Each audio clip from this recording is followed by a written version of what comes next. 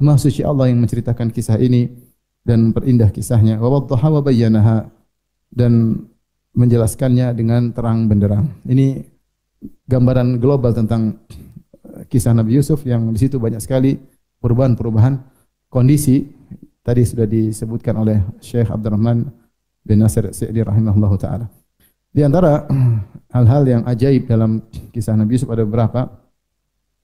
Yang pertama, sebagaimana kita ketahui, Allah Subhanahu wa taala menyebutkan mangkobah, yaitu kemuliaan Nabi Yusuf alaihissalam, bagaimana dia bisa lolos dari ujian wanita cantik yang menggodanya, ya. Sebagaimana dijelaskan oleh Ibnu Qayyim rahimahullahu taala dalam Al-Jawabul Kafi, demikian juga disebutkan oleh Syekh Sa'di dalam tafsirnya, ada sekitar 10 atau 12 ujian yang dihadapi oleh Nabi Yusuf alaihissalam sebagaimana kita ketahui, namun ternyata dia bisa lolos dari ujian tersebut.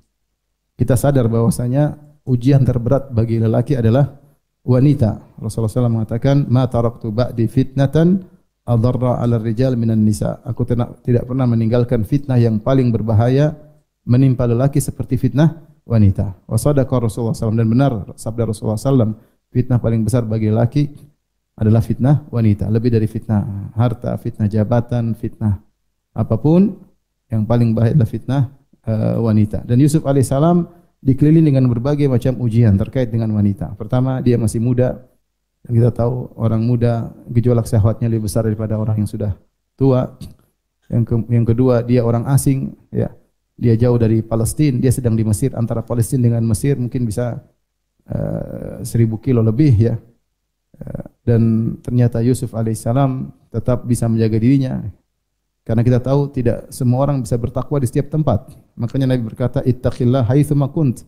Bertakwalah dimanapun engkau berada. Ada orang bertakwa di tanah air, tapi kalau keluar negeri tidak bertakwa. Ada orang kalau tidur di rumah bertakwa, kalau tidak tidur di hotel tidak bertakwa. Ada orang kalau bersama temannya dia bertakwa, tapi kalau dia sendirian dia tidak bertakwa. Ada orang kalau di tengah kampungnya dia jadi orang alim, tapi kalau jauh dari kampungnya dia melakukan apa saja dia nekat karena enggak ada yang mengenalnya. Nah, Yusuf alaihissalam kalau dia bermaksiat enggak ada yang kenal dia. Enggak ada yang kenal dia. Makanya dia tidak perlu malu untuk maksiat, tidak ada yang kenal dia.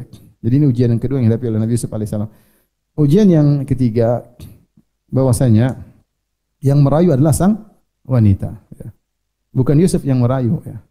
Kalau Yusuf yang merayu, laki-laki yang merayu mungkin masih berat. Ini perempuan yang menggoda, perempuan yang menggoda, sang wanita yang menggoda. Yang keempat, wanita yang menggoda tersebut cantik jelita.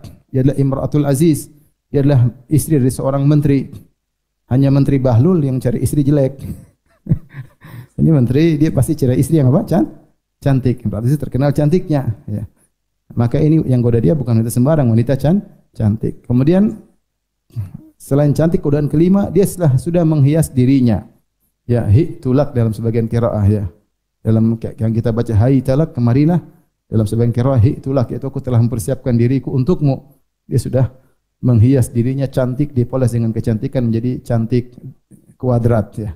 Yang menggoda bukan wanita sembarang, wanita yang cantik jelita. Kemudian ujian berikutnya, ditutup semua pintu, wa ghallaqatil abwab, semua pintu telah tertutup. Artinya kalau mereka berzina pun tidak ada yang melihat. Ini ujian berat tatkala tidak ada yang mengetahui, ya. Maka dikatakan oleh sebagian ulama, jika engkau sedang bersendirian dan bermaksiat mudah, ketahuilah kau sedang diuji.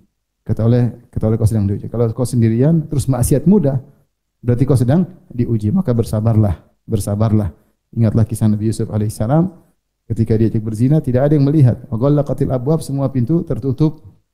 Kemudian ujian berikutnya, ini perempuan agak maksa, ya. Maksa Nabi Yusuf. Ujian berikutnya, Nabi Yusuf juga dalam sebagian pendapat yang kuat, syahwatnya pun sudah mulai bergejolak, ya. Kata Allah, walaqad hammat bih wa hamma biha. Sang wanita Imratul Aziz sudah benar-benar berhasad kepada Yusuf, wa hamma biha, dan Yusuf pun sudah mulai tergerak. Laula an ra'a burhana rabbih, kalau bukan dia melihat petunjuk dari Allah Subhanahu wa taala. Ini semua terkumpul pada Yusuf alaihissalam, dan di antaranya dia juga tampan. Lelaki tampan pede. Kalau enggak tampan enggak pede, ya enggak? Antum pede kan?